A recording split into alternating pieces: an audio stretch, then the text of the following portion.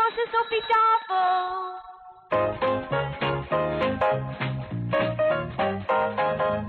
The makers of Epic Pure Sunflower Oil, Purine and Pret Cooking Fat, Yum Yum Peanut Butter, Maple Margarine, and Niblets Cheese Twists present the Epic Casebook.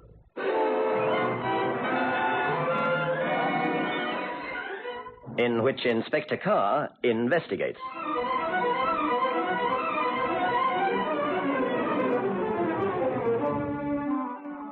Good evening.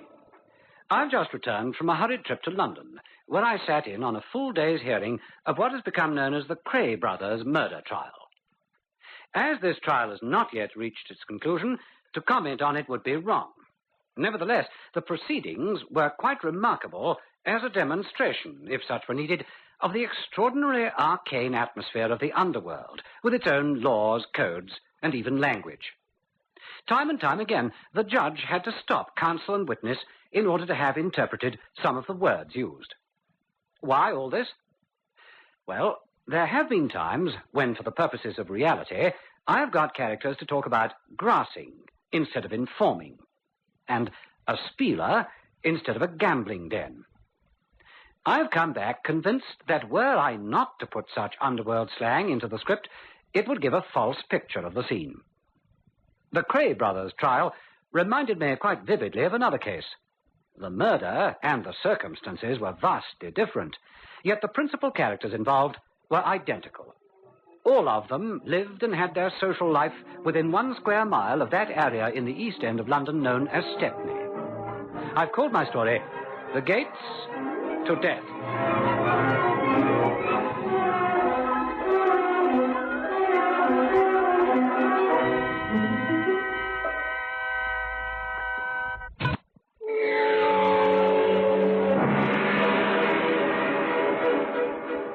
Wolf Larkin was mowed down by a submachine gun within minutes of emerging from Pentonville Prison after serving a 10-year sentence for robbery with violence. Naturally enough, the murder squad of Scotland Yard received the news within seconds of the murder. I was summoned to the governor's office. Come in. Ah, Carr, come on in. Oh, there, sir. Long time no see. Inspector Carr. Hey, what is this? A frame-up? Don't you give me no third-degree stuff. You can't keep me in here without a warrant. I've explained to you 1,000 times, Mr. Russell, we're not keeping you, as you put it. We've asked you to await the arrival of Inspector Carr so that you may be able to assist him in his inquiries. Yeah, I've heard that phrase before, too. Oh, look, Governor. Wolf was knocked off right in front of the gates. There are 2 screws who'll bear witness to it. All right, so I came to meet him, but that doesn't make me a killer, does it? Oh, you'll understand, Inspector Carr. Whoever did for Wolf will do for me if the buzz is that I'm helping the cops. Look, I'm afraid you've no choice, Russell. You are witness to a killing, and as such, you have to make a statement. You can't keep me here. I know my rights. Of course we can't keep you here. Now, don't be a fool. You know the form. If you refuse to make a statement, I can't force you. But there is such a thing as hindering the police in the course of their duties. I'd have you inside so... All right. I don't know much. We'll be the judge as to the extent of your knowledge. Now, you came to meet your friend, Wolf Larkin. That's right. Well, I promised him I would. You know, his missus died while he was in jail. I know what it's like hearing those big gates clanging behind you. You're out in the world all alone, just holding on to your quid note and your attache case, wondering what to do and where to go. I didn't want that for Wolf, see? We'd been friends since we were nippers. Did you correspond with him all the time he was in jail? Yes. Mind you, he didn't write much. Well, after all, the regulations... We know all about the regulations, Russell. What happened? Oh, is that your car parked on the other side of the road? Yes. What time was Larkin released, Governor? What's the time now? Less than 20 minutes ago. That makes it almost precisely 9 o'clock. We were going to release him this evening after he'd seen the chaplain.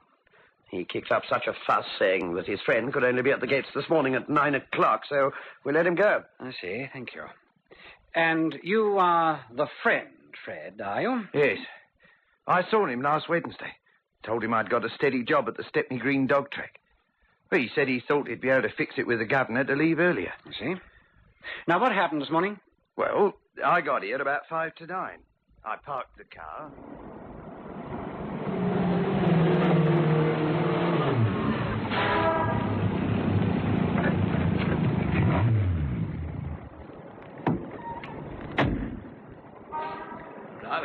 him, Fred.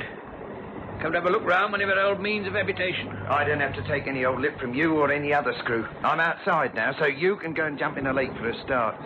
But if you must know, I've come to meet Wolf Larkin. Ah, Wolf, eh? I'll be glad to get rid of him, I can tell you. Oh, here he is now. Oh, well, yeah. be seeing you, Larkin. Not on your sleep, Lark, you won't. Hello, Fred. Wolf. How are you? Goodbye, Mr. Larkin. I trust you found our beds comfortable. You go and get... Yeah, OK, let's Scarborouth. The car's just over there. Thanks, Fred. You don't know how much I appreciate this. Right, get in, Wolf.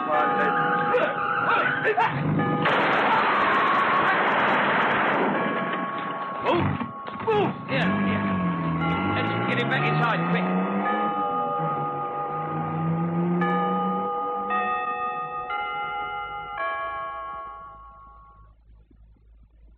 We got him back in stir. The doc told me he was dead. He was the only real pal I ever had in my life.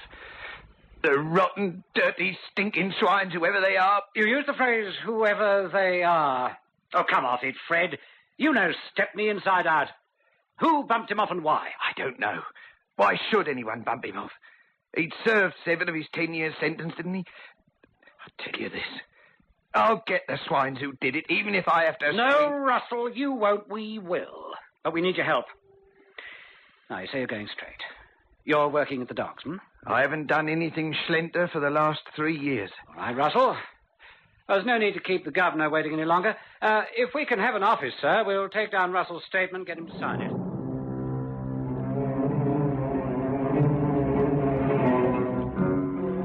Russell duly made his statement. It was signed and witnessed. Naturally, we put a tail on him from the moment he left. I stayed behind to have a word with the governor of the prison. This isn't going to be easy, sir. Larkin could have been bumped off for a variety of reasons. These thugs have long memories when it comes to revenge. He may have double-crossed one of his accomplices when it came to sharing out the loot. Taken a fellow gangster's Sheila from him. Could be a multitude of motives. I've got his release papers in front of me. Hmm? Yeah, he got 10 years for robbing the Whitechapel branch of the Imperial Bank. The security guard was disabled for life. Oh, yes, I remember the case well. Yes, we put up roadblocks all around the area within a matter of minutes. We don't know who actually shot the guard. We couldn't prove that it was Larkin. All the others got away. Lucky for us, Larkin dived into a side street and jumped right into the arms of 2 of our men. And what about the loot? As far as I remember, every farthing was recovered intact in the gangster's car. The driver saw the roadblock at the top of Cable Street, stopped the car and ran. Ironically, each of the 4 of them thought the other had the swag. And they've never been found? No. We tried hard to make Wolf grass, but he wouldn't. Look at this. It's from X branch, there. Okay. Please inform us immediately Wolf Larkin is due for release. Well, there's your motive. It's a 20-to-1 chance that Larkin was bumped off because his accomplices were afraid that he might lead us to them. By the way, that warder was a special. He was from X branch. I suppose they wanted to see who was meeting him or who wasn't. Oh, well, it's nothing for it but the usual foot slog. I suppose the X-branch man had a good look at the car that carried the killers. Not that it'll do much good. Oh, is he here, sir? Yes, he's in the outer office waiting to see if you need him. I'll get him in. Yes, sir? Send him in. Right. I'm not relishing this, you know. Means going through hundreds of files that are over 7 years old. The underworld's changed a great deal since then. Come in. Oh, Sergeant Mitchell. I'd heard you'd gone to X-Branch. 3 years now, sir. Good. Oh, what have you got for me? There were 2 in the car. Nylon stockings over the heads. They were driving a black 2-door Smithson coupe, number GHX 153. Not that it'll do us much good, sir. I got through to headquarters. They found the car already. Less than a quarter of a mile from here. It's the usual story. Stolen car, fake number plates. Oh, well, I'd better get back to the yard. Carr speaking. Operations here, sir. Mm-hmm. A report has just come through that Fred Russell has been traced to 13 Paradise Walk, Stepney. He has a wife and 2 children. He's been in the clear for the last 3 years, as he says. Last conviction was Yes, you can skip all that, Ops. I've got his record from CRO. What I'm waiting for is news of Larkin's buddies when he was trying to pull that bank job. What pubs did he use? That sort of thing. According to X-Branch, he wasn't a member of any known gangs at the time he was pulled in. Forgive me, sir, but if they failed to find his associates at the time of his trial, I don't see how we can succeed What do you now. expect us to do? Throw the dossier away? Mark the case of the murder of Wolf Larkin as unsolved? No, sir, of course not. All right, then get on to X-Branch and tell him to get cracking. They've been working on the bank robbery case until the moment he stepped out of jail. They've probably got something useful. Very good, sir. Oh, I'm sorry if I lost my temper, Ops, but look, I don't quite know where to start until we've got some sort of lead. At the moment, there's just Fred Russell. I'd better hold on to that straw until something fresh turns up.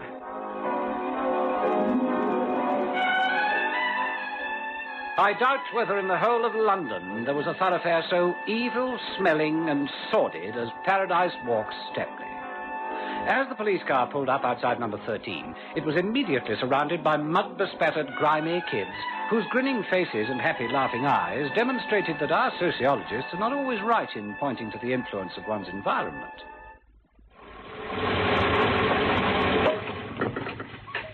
All right, driver, wait here. I don't think this is going to take very long. Right, sir.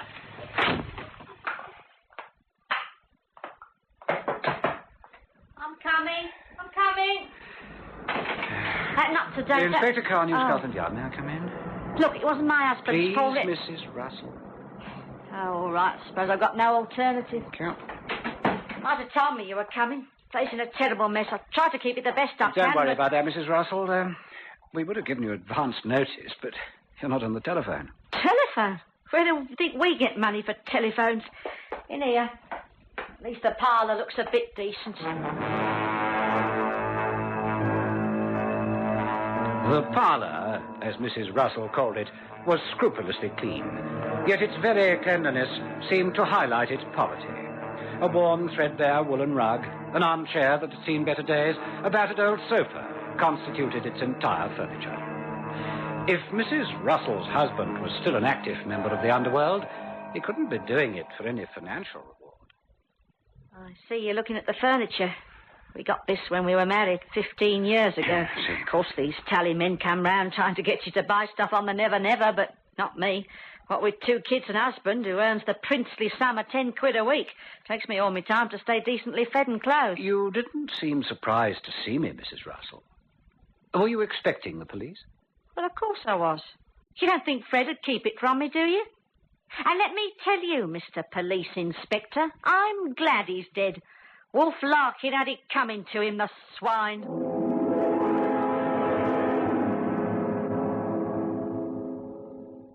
At last I was confronted with someone who wanted Wolf Larkin out of the way. But why, when her husband protested such deep affection for the murdered man? Why are you glad he's been killed, Mrs. Russell? For what he did to my husband. When we got married, Fred had a steady job working for the Stepney Wholesalers Limited. Well, it wasn't much, but we managed. And what's more, we were honest. Go on. Then it all started. He'd bring home a new radio set, buy himself new suits, presents for me. I kept asking where the money came from. Well, how'd you like it? Fits me like a glove, don't you think? How much did that sports jacket cost you, Fred? Where are you getting all this money from? Like I told you. Wolf is in with the boys at the greyhound track. I've been winning it on the dogs. All I hear about is Wolf Larkin. Do you know how many times he's been in jail? Do you know his missus does nothing but get drunk because she never knows when he's going inside again? Fred, look at me, Fred. Timothy will be born in a couple of months, our first kid. He's going to have a decent, honest father, ain't he, Fred? You're not doing anything to... I've already told you. Now stop worrying and give us a kiss. That same afternoon, the cops came for him. Not for Mr. Iron Mighty Wolf Larkin. Oh, no, he had an alibi. Timothy was born while Fred was serving his sentence. And who was his great buddy when he came out of jail? Wolf Larkin. Yeah. And I'll tell you this. I was the most thankful woman in the whole of England when they caught him on that bank job. Luckily, my Fred was inside at the time. Oh, he wasn't big time. He hasn't got the brains. Otherwise, he might have been on that job, too. Inspector, you got to believe me. Fred hasn't done a dishonest thing since he came out over 3 years ago. Poor as we are, I haven't been so happy since our first few months of married life. He loves working at the dogs, even if it is a hand-to-mouth way of living. So he doesn't possess a car? Motor car? You must be joking, Inspector. Oh, I know what you mean. He told me he was borrowing his boss's car to pick Wolf up. Yes, that's right, Inspector. I loaned Russell one of the firm's cars. He told me his wife was sick in hospital. He had to go and meet her. He's a steady, hard-working man. I let him borrow the car. Was it a grey four-seater, number GHL8875? Yes. Why do you ask? Routine question. Now, look, Inspector, there's nothing wrong, is there? Oh, I know all about his prison record. The fact is, it was the Prisoners' Aid Society who asked me to give him the job. We've got enough wide boys hanging around the track without me employing one. Well, you don't have to worry about your track. A friend of his was murdered. Naturally enough, we question everyone he was connected with. Good day to you. Good day.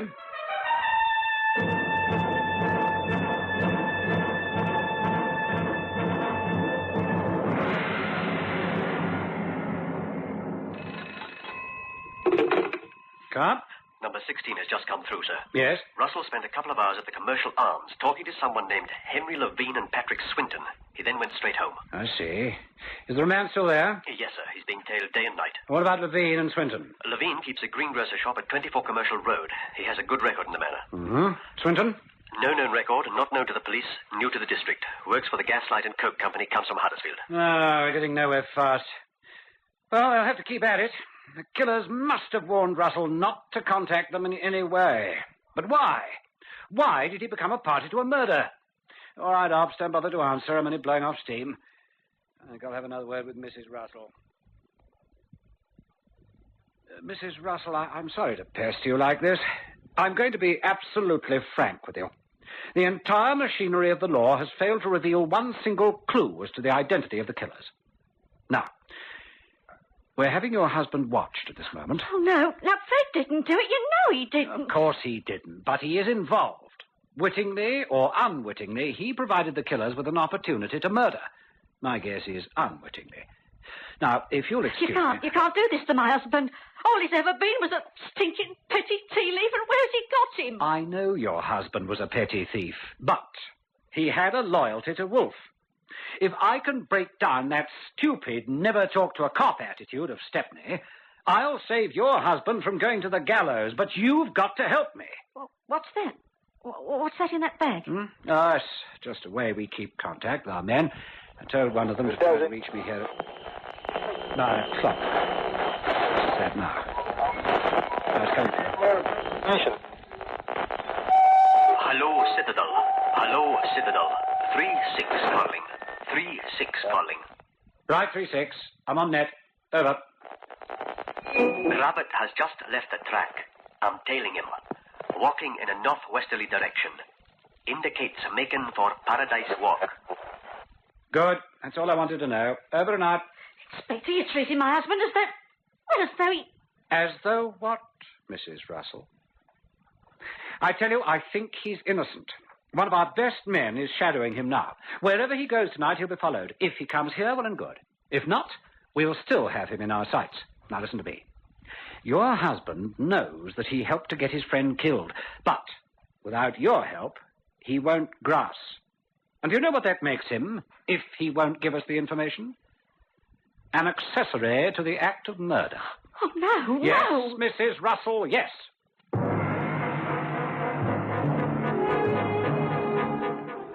A police officer has to learn to stifle his own emotions whilst investigating. Yet it was difficult not to feel a deep sense of compassion for this Stepney-born and bred woman who fought so long and so hard so that her family might be respectable citizens. Much depended on her reactions as her husband walked in. I could only hope that she would react in the way I wanted. For the last time, please, the kids will wake up if there's any... Mary? Mary? What are you doing in the parlour? Inspector, what are you doing here? Why didn't you leave us alone? It's 9:30 at night. The kids are asleep. You left the dogs early? I wasn't feeling well. The boss let me off. Oh, Fred. Look, Copper, my mate is dead. I swear it on my kids' lives, Mary's life. that I put my head on the block to see him walking through that front door.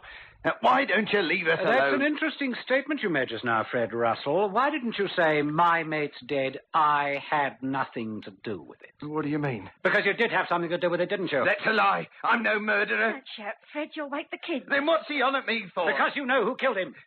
Me?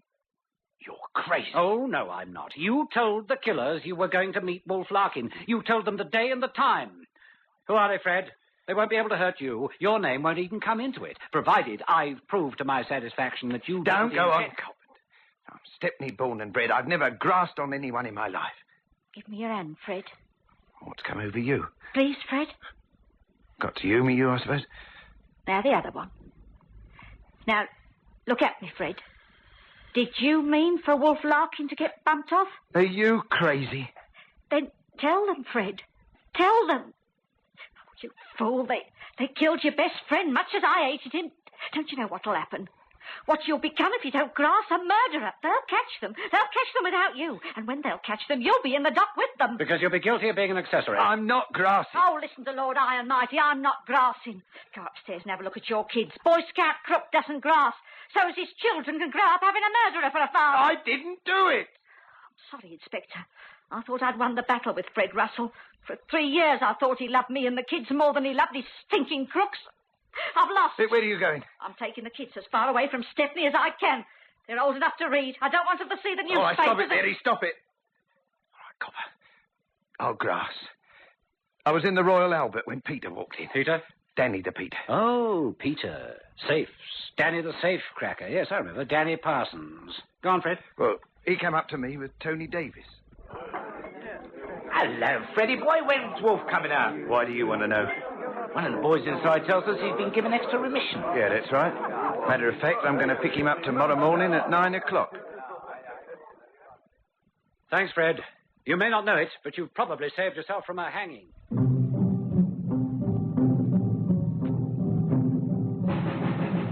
Yes, I've got his record here.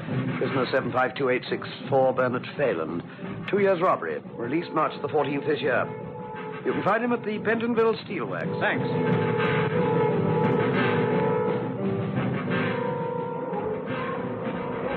Sure, I told Tony that the wolf was grassing. I don't know on what. All I know is no man gets 3 years remission unless he's in with the cops.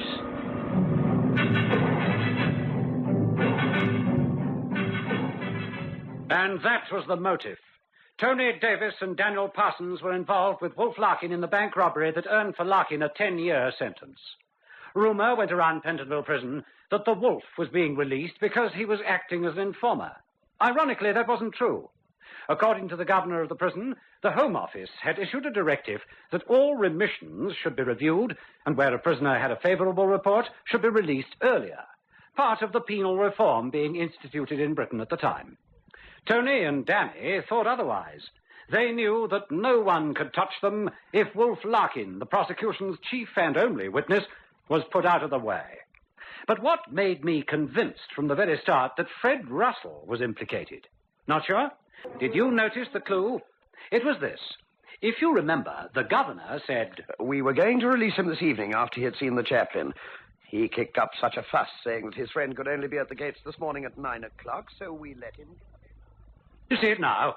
Only one person outside the prison authorities could have known that Wolf Larkin would have been at that spot at precisely that time. Once we had ex-convict Bernard Phelan's statement, together with Fred Russell's testimony, the case was as good as proven. Both were hanged since the non-hanging bill had not yet then been introduced.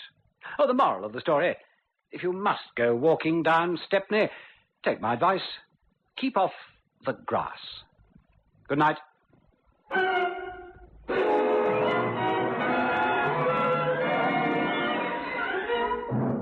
The Epic Casebook was produced by Michael Silver for the makers of Epic Pure Sunflower Oil, Maple Margarine, Yum Yum Peanut Butter, and Niblet Cheese Twists, with Hugh Rouse as Inspector Carr. Listen again next Thursday night at 9:30 to another exciting story from our Epic Casebook.